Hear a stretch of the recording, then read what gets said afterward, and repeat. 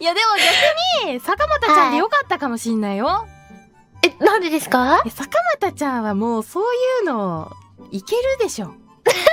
ちょっと聞いてくださいよ。坂本ね、なんかあるからって自分で探してて、見つけたんですけど、何一番ちょっとその音がやばいかもなんで聞いてください。はい。いきますよ。やばい。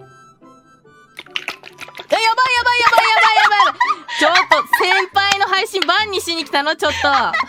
坂本一番やばい。シャレにならんで。何の音それ。これ、オイルの音なんですけど。刺しに来たな。マッサージオイルだったら思ったよりね。坂本